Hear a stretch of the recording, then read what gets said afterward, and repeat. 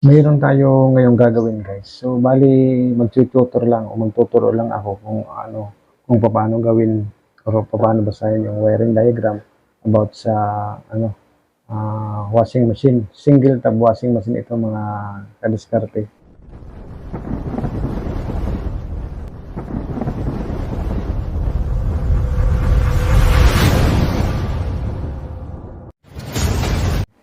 So bago natin simulan ay shout out po sa lahat ng mga subscribers, sa mga viewers. Maraming po salamat sa inyong walang sawang pagsubaybay sa aking YouTube channel, ang Diskarte Pinoy Vlog. So, bago natin simulan, ay kung bago pa lang sa aking YouTube channel, ay huwag mong kalimutan mag-subscribe at pindutin ang notification bell. Huwag mo rin kalimutan mag-like at mag-comment sa baba. So, itong papel na ito, nakikita nyo guys, may mga spare parts or mga tawag dito, materials or component. So, ayan yung sa washing machine.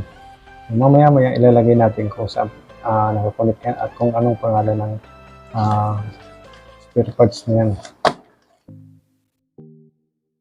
So dito tayo magsimula sa left side na kadiskate. Ito yung wash motor.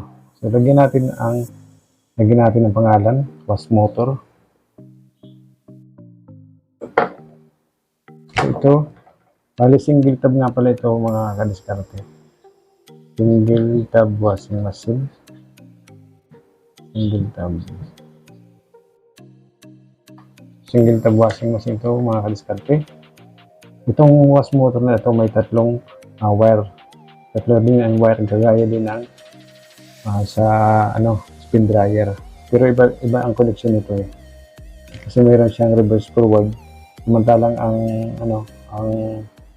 spin dryer ay isang direksyon lang. So may tatlong wire siya mga kadiskarte. Ito yung wash motor.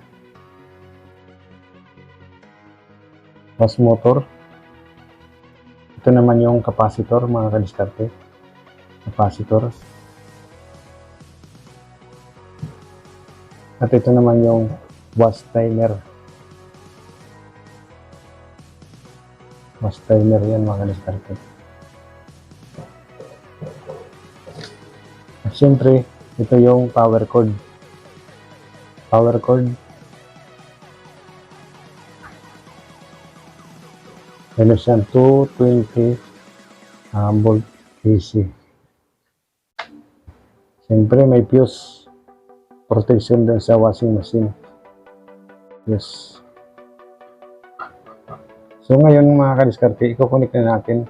Unahin natin itong motor. So dahil wala tayong wala tayong sample ng motor. May wire dito tatlo. Ayan. May tatlong wire. So, ang gagawin natin mga kadiskarte, kagaya ng spin dryer, mayroon din common at mayroon reverse forward. So, itong reverse forward mga kadiskarte. Ganito lang ang pagkukunik niyan. Di ba may tatlong wire? Ayan, tatlong wire yan. So, ang gagawin natin diyan, kung hanapin natin diyan yung capacitor, yung nakakunik sa capacitor. Halimbawa ito mga kadiskarte, ito. Tatlong wire. Yan, tatlong wire. Sabihin natin nandito yan. Tatlong wire yan, tatlong wire. May gray, may green at blue. So, kuha muna ako ng tester. Sample lang ito mga kadiskarte dahil wala tayong capacitor ay wala tayong wash motor. So ito paghanap dito ng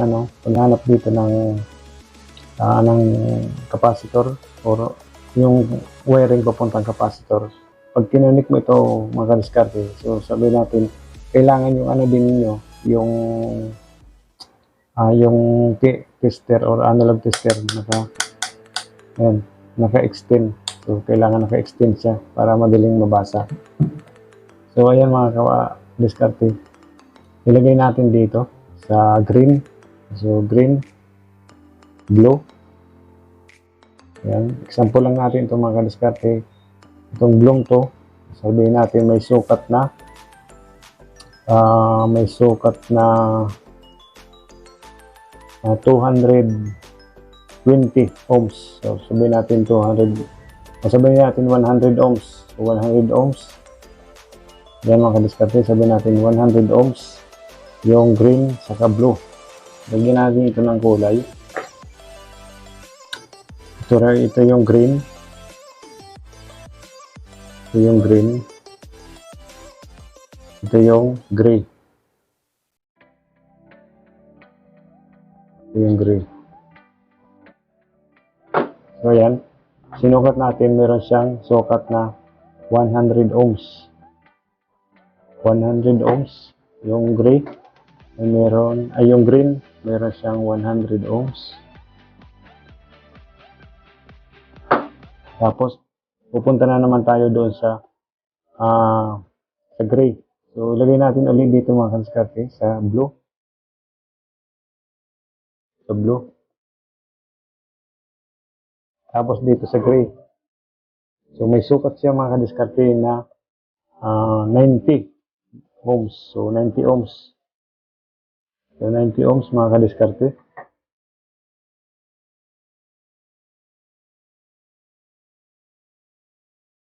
Sampu na yung mga kadiskarte. Sabihin natin ito, 90 ohms. Yung gray meron 90 ohms. 90 ohms.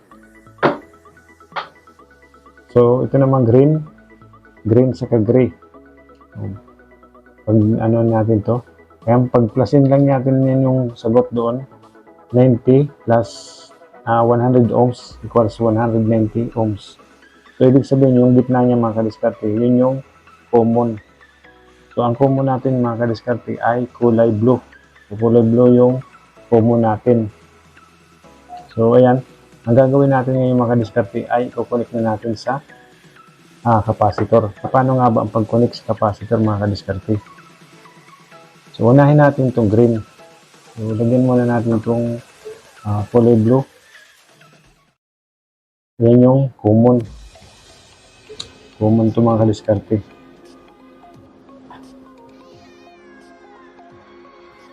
So, common yan. Kulay blue. Ang gagawin natin ngayon mga kadiskarte ay i-connect natin itong green. I-connect natin yung green.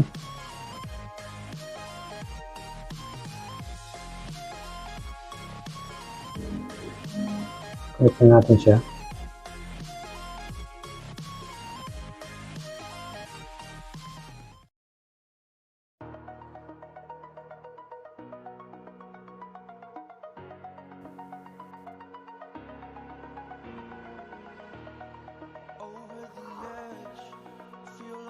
So, yan na-connect na natin yung green mga kadiskarte doon sa wash timer.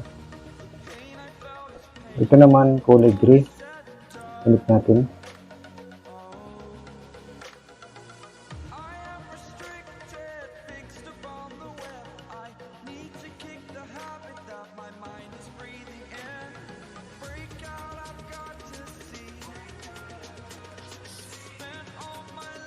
So, ayan, nakakonect na yung capacitor, mga kadiskarte. Ito yung capacitor.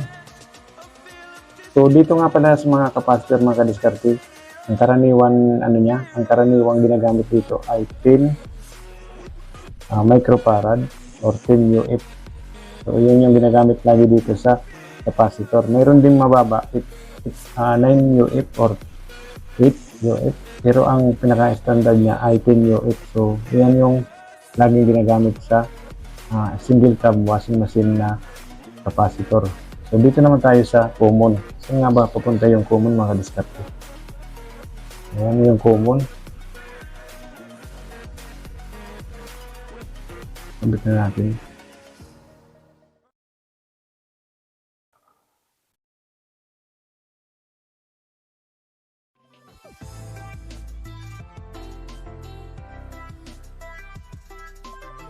Dadaan siya dito sa fuse mga kadiskarte. Ayan. Tapos pupunta doon sa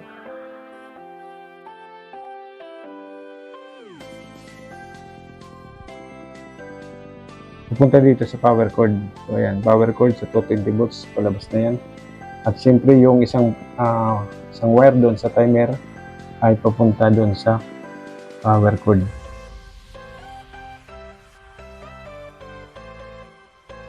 So yan, simple lang, ganyan lang mga kadiskarte ang pagko-connect ng ng single tab washing machine.